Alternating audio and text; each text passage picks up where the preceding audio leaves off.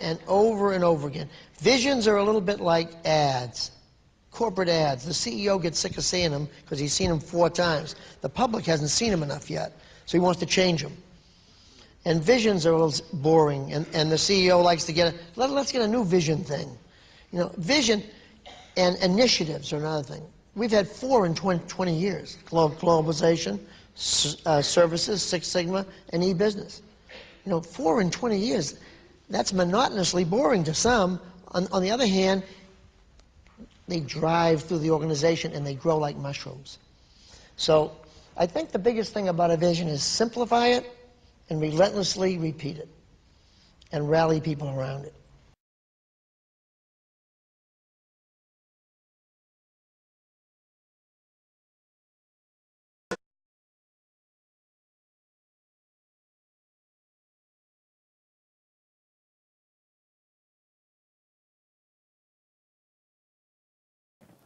Does that mean that we should evaluate competencies instead of experience when we hire from manager up?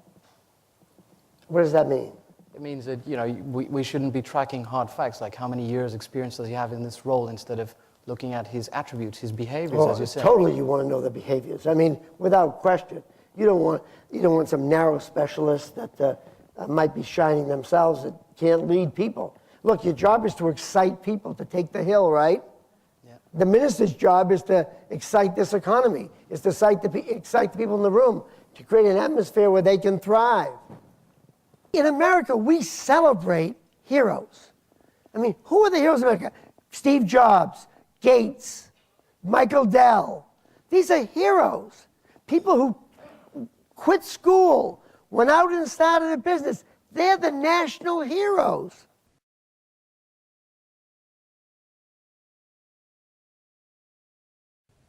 Let me turn the subject to another practice for which you're famous that's stressed in the book, and that's differentiation. Famous and infamous. Yeah, where you treat 20% as stars, manage the middle 70, so to speak, and let the bottom 10 go. It occurred to me as I was reading... Can I change the language eventually? Of course. Okay. You embrace the top 20, you deal with the middle 70, and you face into the bottom 10, and you do what's right for them and for you. But go ahead. Well, my question had to... Okay. My question had to do with whether you ever found an impact on how people hired. Because if you knew you were going to have to let people go, did you ever see people hiring carelessly at the bottom? And if you did, what did you do about it? That's a great question, and one I've never had. This is a very smart dean. No, I mean, my wife suggested the question, actually. Just credit where credit's due. I never had that question, though, and I never thought, that's, if I don't sound mean, I'd say that's a cynical view of how people bring people together. I'm an economist. And I really don't have an answer for that. If, in fact, people want to beat the system because they are, in fact, that duplicitous, you can get had 1,000 times. None of these systems are perfect. I mean, we actually in this, and can I talk about the 20/70/10 a minute? Please, I was going to really push on that a little, yeah. But your question is an absolute new one and one we've never thought about. On the 20/70/10, we think everyone, now as you go out to the workplace, you're going to become managers and leaders and other things. We think everyone has an obligation, once you become a leader, to let everybody who works for you know where they stand. We think that is an absolute obligation. And so I came up with this differentiation thing, and it's not precise. It's the top 20, it might be 25, 20, who knows, 23. And the middle 70, that important group that you've got to motivate every day. And then the bottom 10. And the bottom 10 are people that aren't going to make it in your place. And if you're going to, you got to believe in business, like you do in the Red Sox or anything else, that the team that fields the best players wins. And so you're always trying to field the best players. Now, if you tell the bottom 10 where they stand and they're in the bottom 10, and you put a system in place that they cannot get a raise under any, the computer won't give them a raise, and they can't get stock options, So there's no false signals, because some companies will throw along 3 and 4% raises, which is a false signal. And nobody wants to face it. So in this case, you bring them in, you say, look, this isn't working. You're in the bottom 10. You're not going to get any money here. It's time for you to look for something else. Let's, over the next year, get you to move on. I'll tell you, and that's considered cruel management. And when I say that to some groups, they say, I'm too nice a manager to do that. Well, let me tell you something.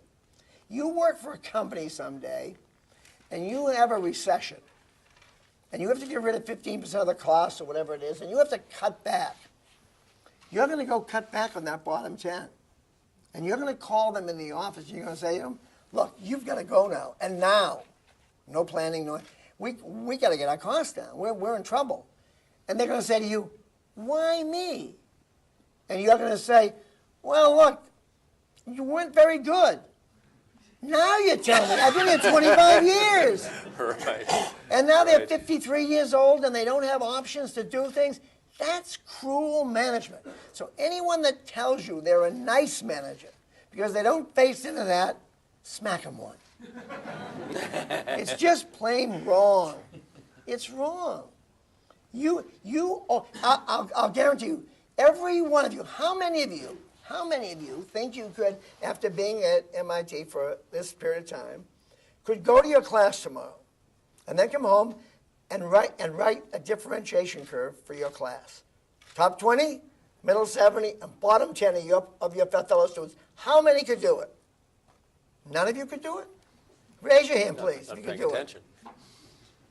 Geez, amazing. A lot of you couldn't do it. Huh. I don't want you managing with me. I'll tell you that. No, you got to do it. You've got to be able to do it.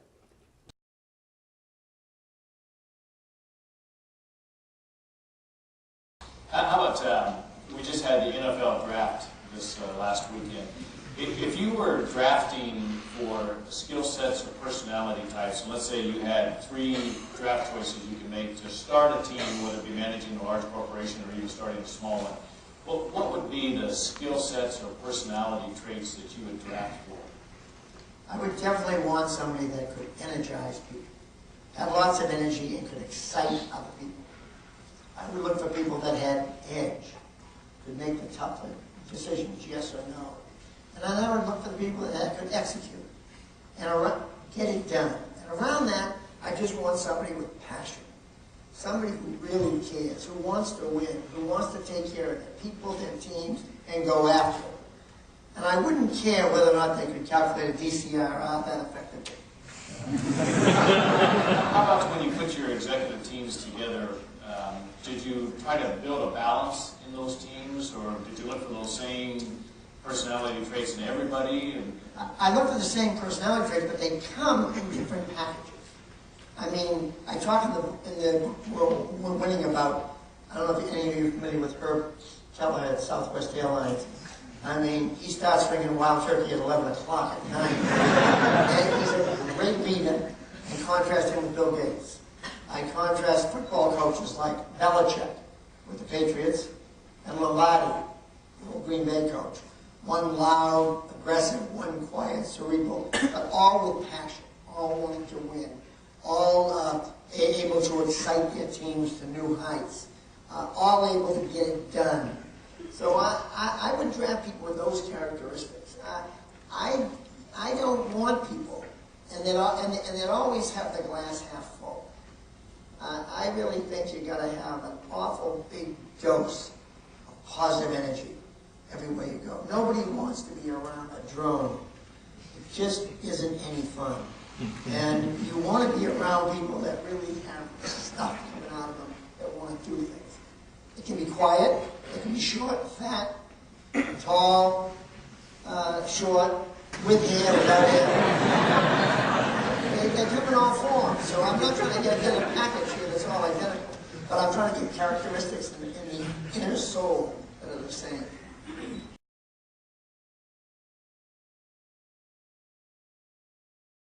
You also have a chapter on a subject that's very much on the hearts and minds of our students. That is called the right job. and you say, a great job can make your life exciting and give it meaning. The wrong job can drain the life right out of you. So how do we get the great jobs, right? That's what people want to know. Page 257. We have a grid with five clear-cut things to think about. One is people. When you look for a job, be sure you look for people that are like you. They laugh at the jokes you laugh at. They think the way you think. They have the same sensibilities. If you're a nerd, go hang out with nerds. But don't end up confusing the issue. Never have to put on a persona to be in the job you pick.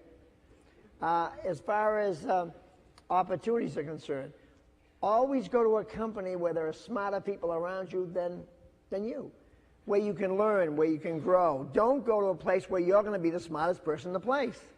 It doesn't do much for you. Now, I'm all for startups and entrepreneurs, and that may be right there if you've got the idea and you've got the vision and you're going after it, and I applaud that totally. But if you're going to a company, that's worthwhile. Options are the third thing we talk about. If you're going to a company and you're not sure exactly what's right, I would go to a company that has a brand. A brand counts. Whether it's Microsoft, J&J, GE, you pick the company. Wells Fargo, you pick the company. You pick a company that has a brand, because if things aren't right for you in your first job, your brand will be very important as you look to the next job. And people in the chemical industry, we used to always want to hire people from DuPont. They probably weren't any smarter than anybody else, but we thought they were. And the same thing's true of Microsoft. People out here want to get a Microsoft person. Yeah, they probably have a pot full of duds, but nevertheless, it's a wonderful, it's another one of those chits you have. You can ask Palmer when he comes here. Whether he has a pot full of duds. Yeah, right. No, but having options based on the brand is important. The fourth one is ownership. Own the company you're going to. Don't take a responsibility for the job you take. Don't blame it on somebody else. My mother wanted me to always live here. I've got a spouse and I can't travel.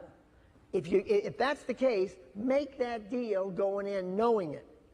But don't then come home and kick the dog or punch the wall, because that's what's happening. And finally, work content. Be sure the work turns your crank.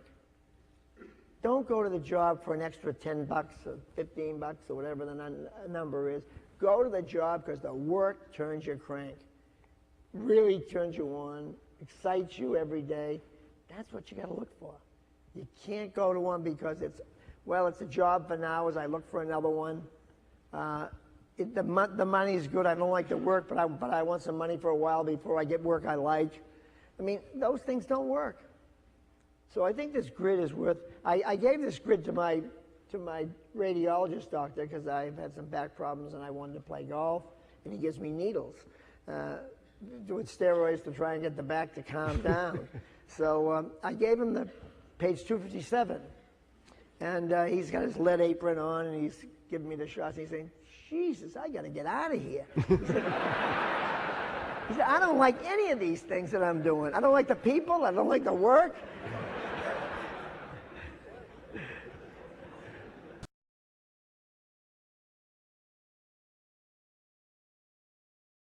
Now, Welch, along with his new wife, Susie, formerly the editor of the Harvard Business Review, has written Winning. The book, a management guide for businesses big and small, lays out Welch's principles on how to lead, hire, and get ahead. Earlier, I sat down with Mr. Welch and asked him what are the traits he looked for in the people who became his key players. I'm desperate to get myself people that are smarter than me. I'm desperately trying to get people with energy. I call it the 4 E's. Energy, ability to energize people, to execute, get it done, and have edge. And I want passion. I want them to care more.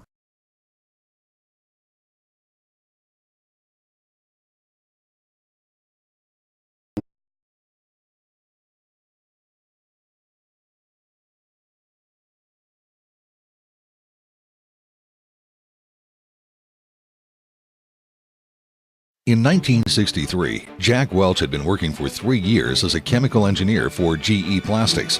One day, while sitting in his office, he heard an explosion from the chemical plant. Jack's heart sank. Instead of through-the-roof profits, his team was responsible for literally blowing the roof off the lab. As the manager, Jack had to drive out and explain what had happened. By the end of the 100-mile trip, he was a nervous wreck.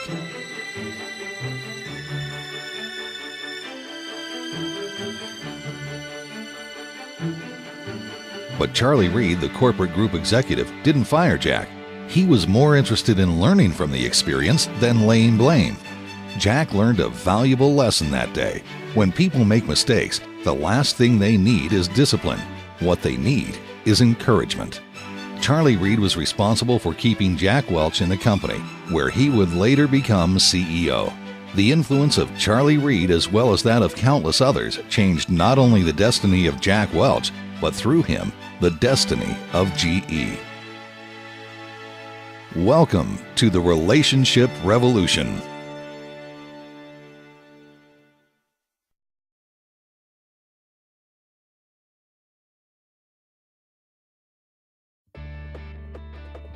You know, companies across the world talk about employee relations, and they talk about employees are their most important product.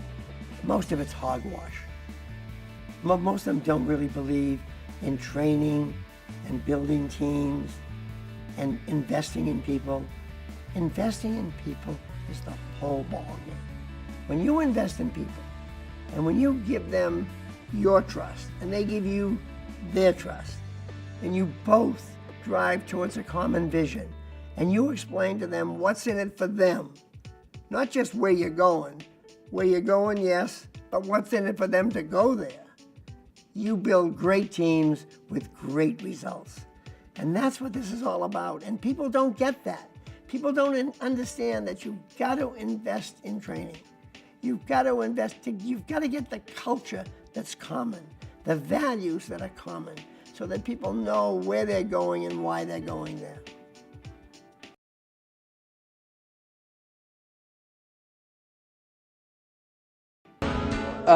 Wrote a book a couple of years ago that has your message on winning. What is this message about? That winning is good, that only winning companies can give back. Winning employees create great lives for themselves, fulfill themselves and their families or their friends. Winning is just good. There was a time around the turn of the century with the scandals in America and everything that winning had turned bad. It had a bad smell to it. So we wanted to write this book explaining why winning is good. Well, I have a philosophy of really built on 4 pillars. You define a mission. Where are you going to go? And then you put together a set of behaviors for your employees. So mission and values, or mission and behaviors, defines where you're going to go and how you're going to get there. The how and the why. And then I have something called candor. Candor is something where you stop all the nonsense and tell everybody straight on what you're thinking, what you're doing. So you evaluate employees very straightforward. You give messages clearly without a lot of business jargon. You get the organization moving faster through candor. It's an organization that has to get used to it because there's no namby-pamby with words. You give them the message. From candor comes differentiation. Differentiation is both hard and soft. For the hard, you differentiate your businesses and your products. Put money in this, take a look at this, but don't waste money on this. Get out of this, invest in this. Hard calls, not keeping the whole family together in businesses. And then you have differentiation with people, where you take care of your best to an extreme. You reward them, you give them great jobs, you pay them. And so you reward them in the soul as well as the wallet. You have a group in the middle, the 70%, any number you pick, but a middle group. A group that you want to show what they can do to get to the top. You train them. They're critically important to you. You need them on the team. And then you have the bottom 10 or the bottom whatever you decide it is, bottom group. And there you counsel people out. You tell them, look, we've looked at this for a long time. We've worked with you. You're better off elsewhere. The earlier you do that in a career for someone, the better off you are. You can't have differentiation without candor, because you've got to be able to tell people where they stand at all times. They must know where they fit, how well they're doing, what they have to do to improve. So candor comes first, then comes different. You don't have a candid culture. You can't surprise somebody someday and say, hey, you must go home. You're in the bottom 10. And then finally, voice and dignity for every employee. You must let everybody feel their voice counts. And you'll be shocked at how much value you get from having people participate. The people closest to the work know the work best. And once you have that in your mind, you don't think the stripes on the shoulder from the uniform has all the ideas. You look everywhere for ideas, high, low, middle. That's the foundation around which you build a winning team.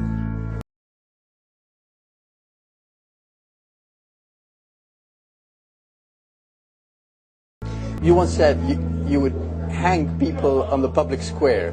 Under what circumstances? If somebody has an integrity violation, you can't sneak them out the side door. You must have a teaching moment with them. You must say to the organization, this is bad behavior. We can't keep you with that.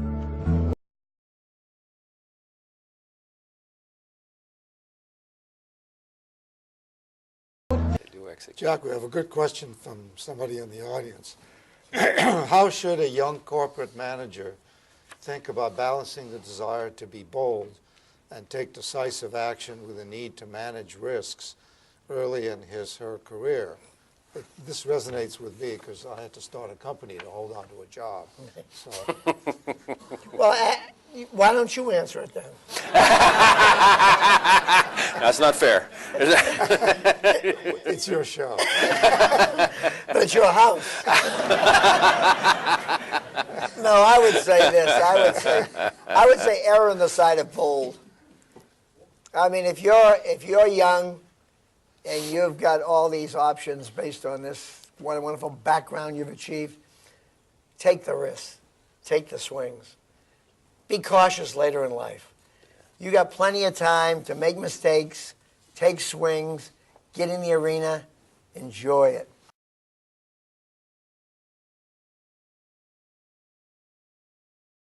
Question from the audience. They focus it on the system of managing people at GE, but I think it's a general question. How do you deal with rivalry among your best people who are competing for the next promotion? And how do you deal with frustration? Somebody who's very good and doesn't get the promotion. Well, let's go to the first one. Yeah. The first one comes clearly from the way you set your values.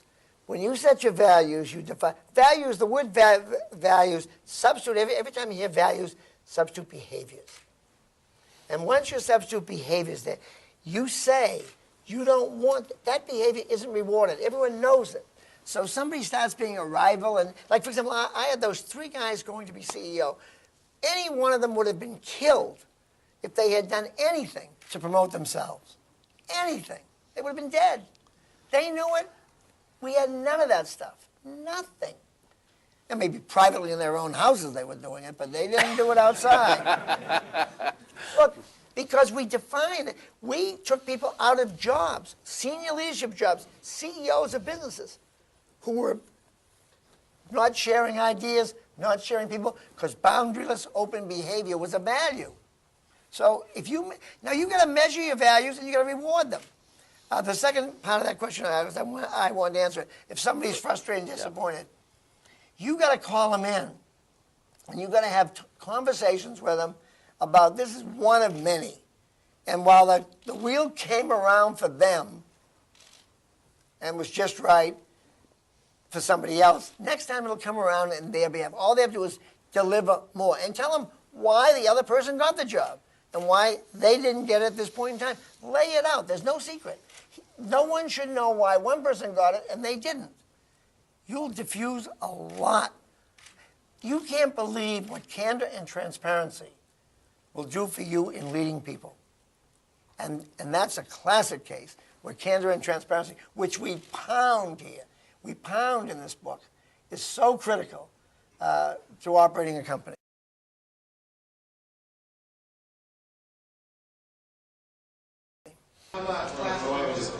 Excuse me. Hi there. I'm a recent Anderson alum about 3 years ago, and I started a business where we have a couple $1 million in revenue, and one of our biggest challenges is exactly what you mentioned, is identifying these people. And I'm wondering if you can talk a little bit more about identifying people to bring into the company to be these leaders and to be these executors in the company, and then also continuing to develop them once they're there, evaluating them and training them, and building them into better leaders. Well, clearly, you got to find out your own screen as to what works. I went through that 4E thing I talked about before. It worked for me. I finally could get enough information from that it worked. If I'm hiring from the outside, I want to know so much about why the person is leaving the last job. That's the best question I can ask. And I want to sit back after I ask them that and let them talk. And I want to listen for a while. And I want to probe a little more and say, you mean the boss wasn't that good? And give me some more. You can learn more in the interviewing process by asking why the departure. Why would you be willing to come here even? What is wrong with where you are? So you can get a feel for the energy in the place. The guy said, look, I was in a place, I liked it, but I can do more here. I want to be able to start. You're going to treat me like an enterprise. I can deliver this, this, and this for you. You'll know. You'll know they'll be right across from you, eyes glaring at you, passion in their voice, wanting the game. And you've got to sit there and you want them to just want it. That's what I would do there. Training, in evaluation, I have this system that I proposed, which is somewhat controversial, called differentiation. And I believe in it to my toes. I believe that there is a top 20, roughly. I'm talking directionally now. There is a middle of the company, the middle 70. The top 20, what do you want to love, kiss, make them grow? You want to give them everything. You want them to know they're the best. The middle 70, you want them to know they can be in the top 20. They've got a chance to do this, this, and this. And you tell them why. And then I got the bottom 10. I just think they got to go. And they don't have to be fired. The great thing is, if you take the bottom 10, and you tell them they're in the bottom 10, and you lay out why they're there, they will go. No one wants to hang around in the bottom 10. Now, you can't have a system that gives them 2 or 3% increases that they, as a head fake, that confuses them. Okay? Because you're a kind manager. Let me tell you, any one of you that keeps non-performance isn't a kind manager. You're a cowardly, weak manager. And anyone that parades around with that story of kindness, and journalists go out of their mind when they talk like this. They go out of their minds over this discussion. You are doing them a favor. Especially if you do it when they're early in their career, where anybody graduating from here has got options. So let them know where they can, what's wrong with them here, but they can go elsewhere and they can grow and do things. And so, what is the worst thing in the world that occurs when you don't have evaluations? What is the worst thing that happens is a recession comes or a downturn comes. The boss comes striding, the kind boss, the kind one. He comes striding into the office and says, Mary, Joe, you both have to leave now. We're going to cut costs. We're going to get 15% of the cost out. Mary and Joe said, why us? Because you weren't very good. Well, why didn't you tell us? We've been here 23 years. That's what happens.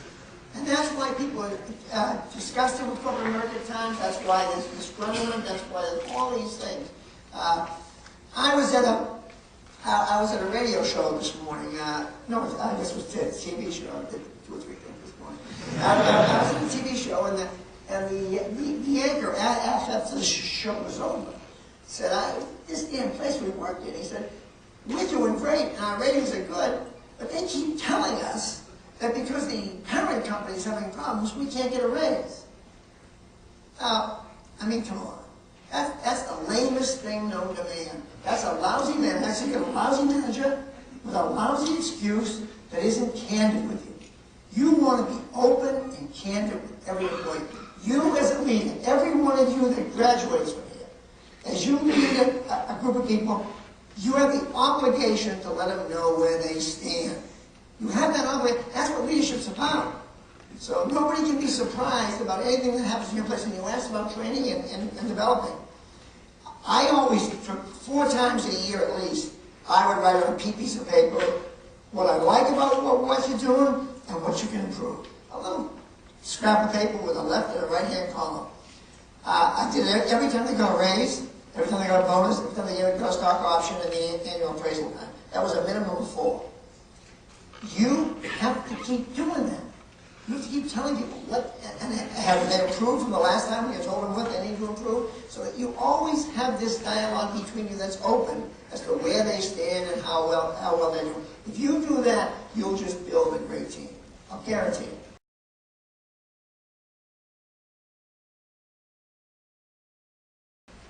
People ask, okay, then what do the people in the middle do? What does a manager? Facilitate, bring them together, challenge the process, raise the bar, run meetings. He's a cheerleader, a coach, facilitator, a motivator, a helper, helps make their life easier, makes their jobs better. He's not telling them what to do. A boundaryless company gets everyone in the company starting every day in the morning to be the dumbest they'll ever be. Because once you're open to ideas from anywhere, the process is limitless. People always say to me, Jeff, how are you going to get any more productivity? Haven't you squeezed all the juice out of this thing? It's an insane comment. It's insane. The facts are, productivity is limitless. It's as big as your dreams are. And as long as you're open, every day we go to somebody else who's doing something better than us. You've talked about GE being a learning company, a learning organization. What does that mean to you? And how does it manifest itself? It means that you wake up every day knowing that someone's doing what you're doing better than you are. It's a badge of honor here to have found from Motorola a quality program, from Hewlett-Packard a product development program, from Toyota an asset management system. It's a badge of honor. And I talk about all the time what we've learned from others. Now, I was in London a month ago. I run into this fellow who runs our global consumer finance company. And he says to me, well, I'm working on this project and I'm a mentee. Mentee, he's the CEO of the business. I said, what do you mean you're a mentee of what? He said, well, in e-business, I'm not up to speed. He said, in order to get up to speed, I found the brightest young person under 30 in my organization, and I brought them in as a mentor to me. Well, the point of the story was I was there listening to that story. That was one of the best ideas I'd heard in years. So I came back. Within 48 hours, everyone in our company was looking at who they got for a mentor, who they could get to help them, and we tipped the organization upside down. We now have the youngest and brightest teaching the oldest.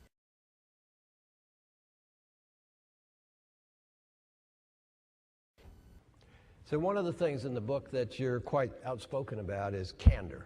You say, let me tell you about the biggest dirty little secret in business, that in every culture, in every country, in every society and social class, there's this lack of candor.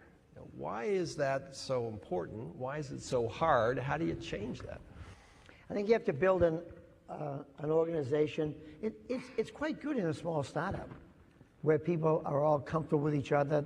They know what the mission is. They understand the values. They reward the values. And they go after it with a passion. In a bureaucracy, it tends to get more and more subjected to pressures from the side, from the top, from underneath. People are afraid to speak out. And what it does, it slows you down. It really puts gum in the gears. And it really doesn't improve the workplace. People aren't being told what they're doing well and how they can improve. The evaluation processes aren't frequent enough. We get into this, I'm too kind to evaluate my team. This morning I was in San Jose with about 500 executives from startup companies down there and some pretty strong tech companies, Intel and others.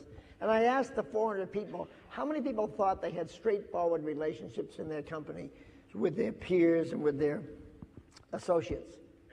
I didn't get 4 hands. 4 hands. That's frightening. It's sort of frightening that people are sitting in an organization and don't feel that people are laying it on straight and telling it like this. What was your experience? I was lucky to work for a good company where over time we really developed this honest feedback. But it wasn't that way when I first joined. It takes real time. Real leadership and commitment. Yeah. And you got to reward that value. In the end, you get the behaviors you reward. If you reward candor, if you reward straightforward talk, you will get it. If you, on the other hand, don't do that, you'll get close to the best behavior. You've also been outspoken not only on candor, but on differentiation. That part of candor is to be honest with people about where they stand, and you're noted for this top 20, middle 70, bottom 10. Noted is a kind word. Tell us a little bit more about differentiation, and shouldn't we be a little tougher on student grading, perhaps? Well, I think you probably differentiate in school, and you recognize who the top students are, and you recognize where the middle is, and you recognize the bottom. The thing that's crazy is, why is grading and differentiation okay in the 4th grade through getting an MBA, but it in no way is applicable to adults? It's nuts. Why you would end up having this false kindness where you don't tell people where they stand until you run into trouble. So my view is, take care of the top 20, and this isn't a permanent thing, it changes all the time, but take that top 20, make them feel loved, hug them, give them cash, give them rewards in the soul and the wallet, do everything for them. That middle 70, show them what they need to do to get in the top 20, and that bottom 10, tell them why they basically should move on. And don't do it in a guillotine job. Have a conversation that goes over a year or so about what their shortfalls are. Tell them they're in the bottom 10. Don't give them a raise of any kind. Don't give them 2-3%, that fake raise that keeps people hanging around. Cut off the salary issue, and then ask them to leave and say, let's over the next several months work together to get you in the right place.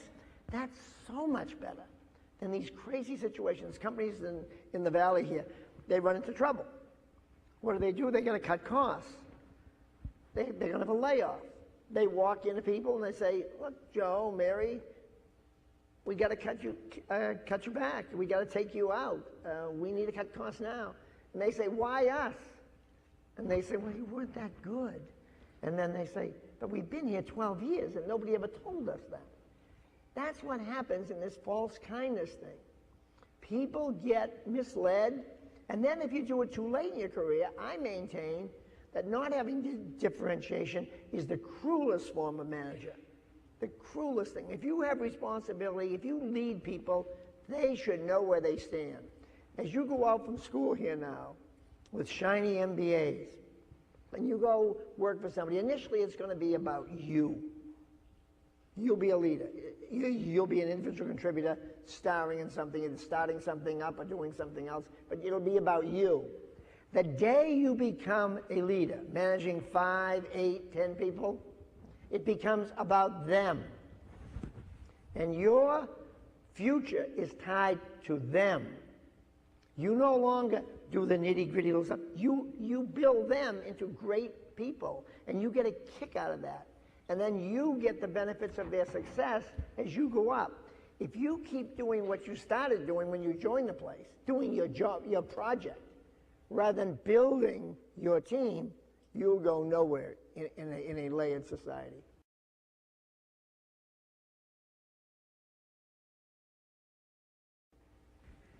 Dr. Welsh, I've admired your managerial leadership for a long time, so it's an honor to have you here. Thank you. When you spoke about getting the right job for us, your first point, which I really loved, is to go somewhere where we feel comfortable, where people would laugh at the same kinds of jokes that we would. My concern about that is that research tells us that we feel most comfortable around people who are similar to us, be it in gender or race or nationality or socioeconomic background. How do we maintain comfort but also push ourselves to places where we can learn from a diverse environment and learning from people who are different than us? It's a great question. I mean, no, but you wouldn't want to go to a place where you couldn't be yourself. I don't think you want to reflect, you don't want to mirror on everyone you look at looking like you. I think you do, though, want to be in a place. We tell a story in the book, and I'll now confess it's Susie. We talk about this woman who went to look for a job, and she was looking at consulting firms at the time. She was, I think, getting her MBA from the other school on the East Coast. And she showed up at this place, and she came to this one place, and the 3 people waiting on the top of the stairs, and she walked in, she fell and did a face plant like that. And she said, "Hi, I'm Gracie the ballerina, the ballet teacher." And the 3 of them looked at her like this, what are you, weird? At the end of the day, they gave her an offer, and another consulting firm gave her an offer. She was much more comfortable going to the place that she didn't look weird with a line which I think is funny, and she thought was funny. "Hi, I'm Grace, the ballet teacher," as she did a face plant. And they were quite serious and stiff about the whole event, and it didn't feel like a very good place to hang out. Both consulting firms were great, top 3, and why not go with the place you wanted to be? I don't think it relates to a personal style as much it's just sensibilities. If the sensibilities are the same, like if you're somebody that likes to have fun, relax a lot, work like hell, but have fun doing it, and you go with a bunch of pompous stiffs, that's never going to be any fun for you. And they can be all different shapes and colors. That isn't the issue, it's the sensibilities.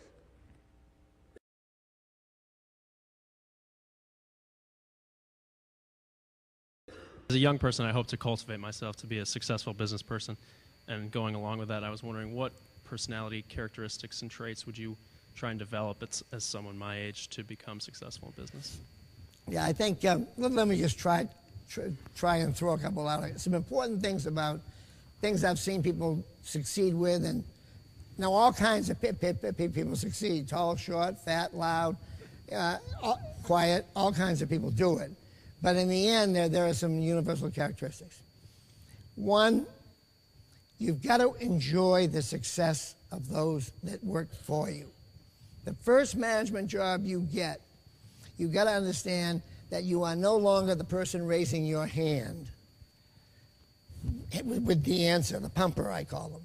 You are now the leader, and your job is to understand you will get promoted on the reflected glory of your people.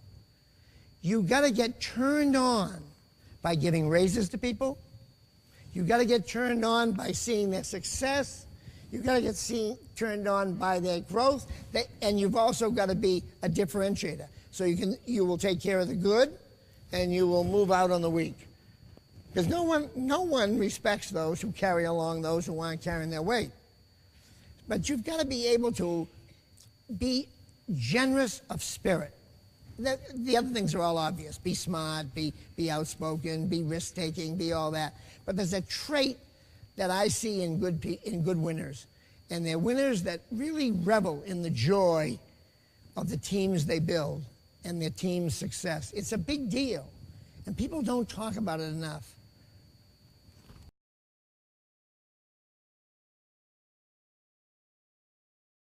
Graduation next weekend. We'll graduate 1,500 students at the undergraduate and graduate level. What advice do you give to those young women and men who are going out perhaps for their first job in today's environment? Well, I've been on this circuit for a while, and I've thought about it. And I have 3 things I like to tell young graduates today. And one of the things is that schools in some ways, while they prepare them so well, they also have one flaw that sticks with people. The first thing is over-deliver. Every time a student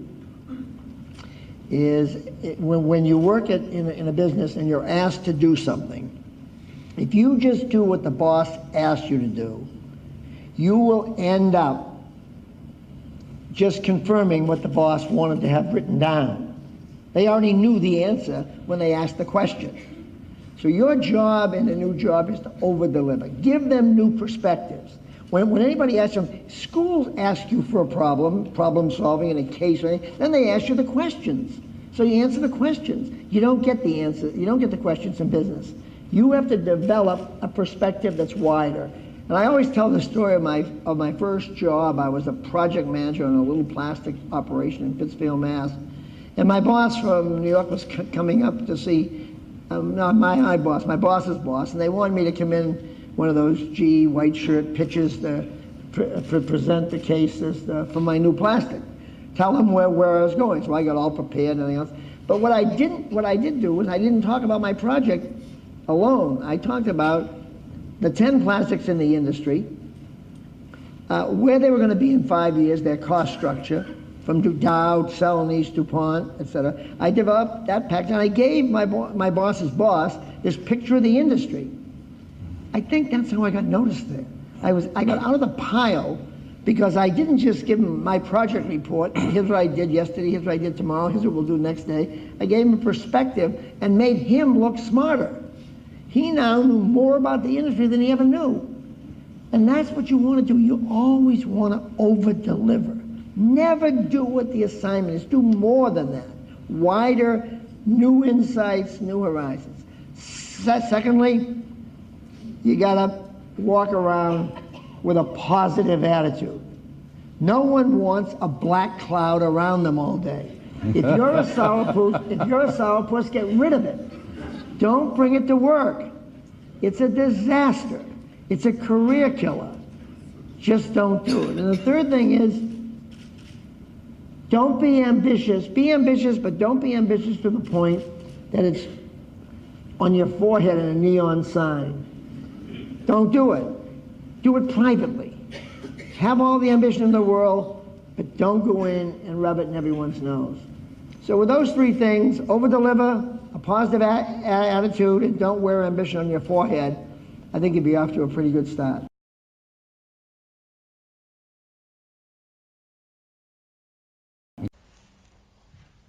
Let me press a little further on the people development, because stuff has been written about GE's system of evaluating people rigorously every year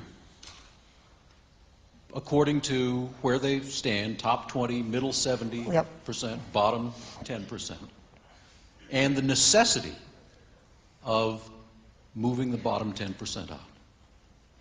Most companies find that intolerably hard, and they don't do it. You insist on doing it. How come? And some people think it's Darwinian. Some people say it's cruel. It's cruel. See, I think it's just the opposite. I think the cruelest thing you do to somebody is give them the head fake. You keep them in the job. You get them into their 50s. They've got a couple kids in college. You've been giving them nice appraisals all the time, saying how sweet they are. And then all of a sudden, the new boss shows up. He doesn't feel the same way about telling people how they are. And then you have this problem. You have people without very, very many options. I think that's called false kindness. False kindness. Telling people, you don't tell them, go home tomorrow. You tell them, look, you're in the bottom 10% of the group here. Why don't you just take the next 6 months to a year and find yourself a place in another company. We'll make sure you get there.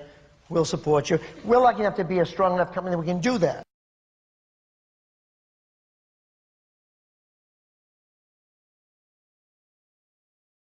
How did you build team play? How did you get people working together, particularly after the early days when you had to make the most serious impact on the culture? I guess you described it as you hadn't inherited a morale problem in the very early days. You created one. You had to create one. How did you get the reintegrated and rebuild the trust so that people would play in teams? They won. Okay, I mean, it's they were a good company, doing well. We made a good company great. They became the most admired. The stock grew 28% a year for 20 years. Now with that market downturn, probably 22% or something like that. And as they built this confidence, again, we're back to that word, it just permeates every aspect. They felt better about themselves. You know, and that's one of the jobs of a leader, is to create an atmosphere where people are free to dream, reach, achieve those things, and then feel better about themselves. It translates to their family life. It goes home with them. They feel better in their community. They do more in their community. They do more in their church. They do more in any activity they're involved in. So this business has a role in creating people that do have a greater skill base and confidence from the experiences they have all day at work that translate into every aspect of their life. Their dealings with their kids, from anything.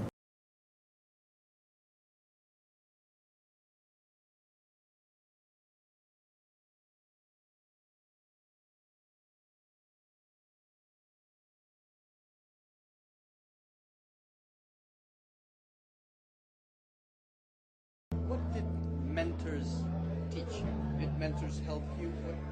Not a mentor, Okay. many mentors. But one of the problems companies have is these mentoring programs. You get stuck with one person. They might be a jerk, right? And you get tarnished by them. But you know, when you're a young person in business, or even at my age, I'm always learning from somebody. There's somebody doing something that intrigues you, that you pick up on.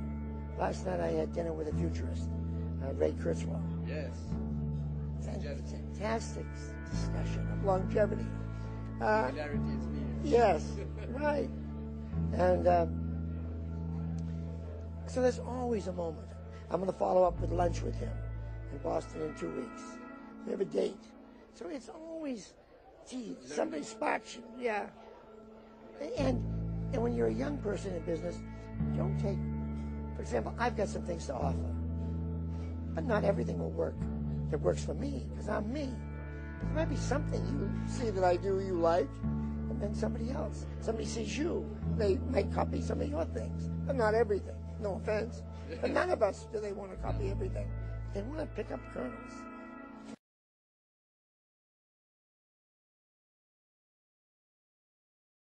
Let me pose a question to you from the audience.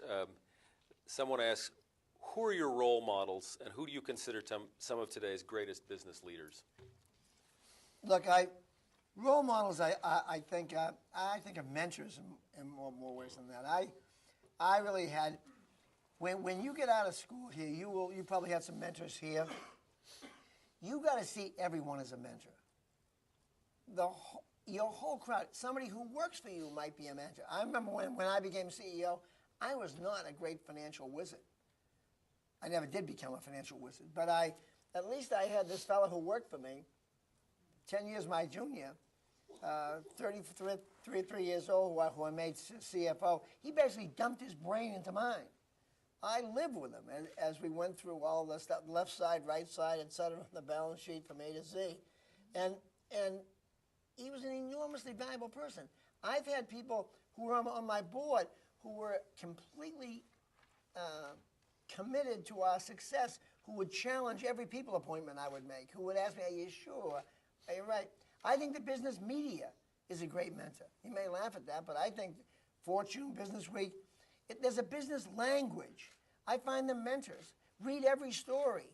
I can't understand why somebody can be in business and not read all those stories. I think you learn what strategies didn't work, did work. Some of the stories aren't quite accurate, some of them aren't true, so what? You're constantly learning the rhythm of business. So education and teaching is all around you. As far as today's leaders, we have an enormous cadre. People today are just better than they were before. It's more competitive. It's no longer, when you become CEO today, it's no longer the coronation. It's the beginning of a new competitive career. I remember in 1980, when I became CEO, I would go to these meetings where people would sit around. and they had briefing books prepared by huge staffs, and they had pontificated about the economy and this other nonsense stuff. Meant nothing. They're just mouthing words. It was ridiculous.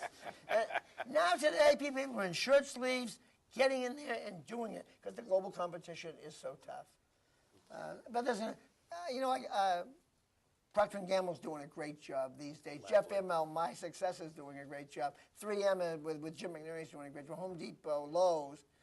Walmart is doing a hell of a job. They may be getting beat up in the press, but I was down at Walmart with my wife on Saturday morning for their Saturday morning meeting, and they don't read the New York Times. They're not wallowing in the Wall Street Journal. They're out there just selling goods and doing it with great value, with real execution. Fabulous organization, doing a great job.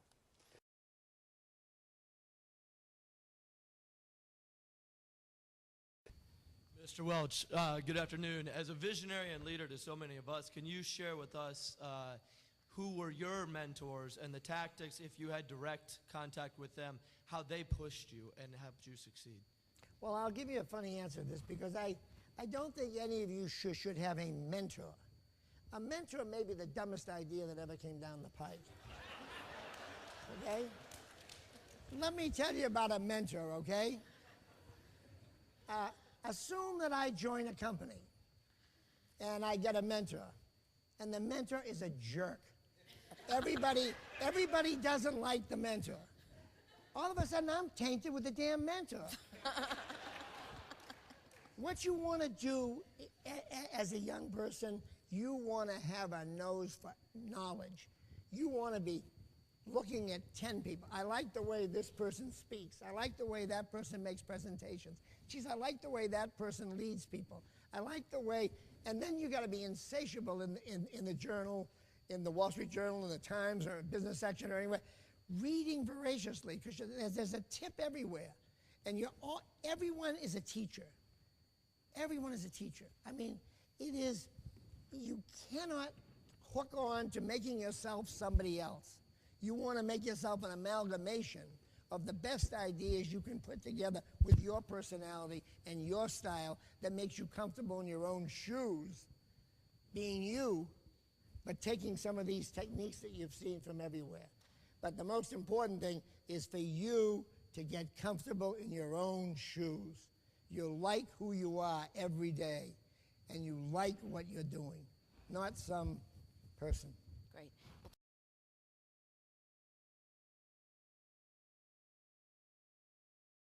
If you think about how you were mentored and where you got the help to develop that self-confidence, you've talked about your mother being a source of influence. Maybe you could start there and talk about what did she teach you about leadership?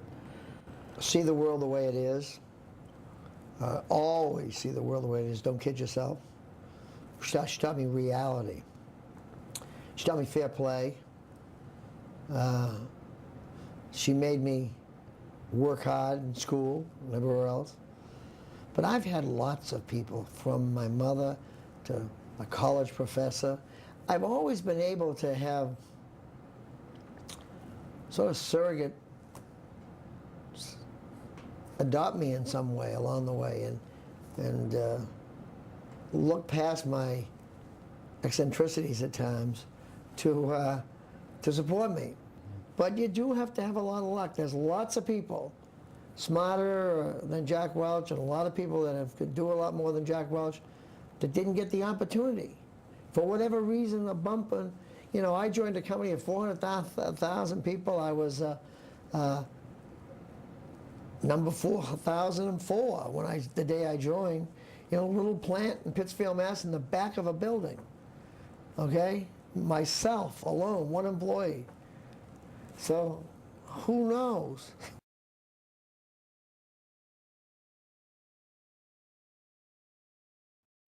Now, I was in London a month ago. I run into this fellow who runs our global consumer finance company, and he says to me, "Well, I'm working on this project, and I'm a mentee." Mentee? He's the CEO of the business. I said, "What do you mean you're a mentee of what?" He said, "Well, in e-business, I'm not up to speed." He said, "In order to get up to speed, I found the brightest young person under 30 in my organization. and I brought them in as a mentor to me. Well, the point of the story was I was there listening to that story. That was one of the best ideas I'd heard in years. So I came back. Within 48 hours, everyone in our company was looking at who they got for a mentor, who they could get to help them, and we tipped the organization upside down. We now have the youngest and brightest teaching the old.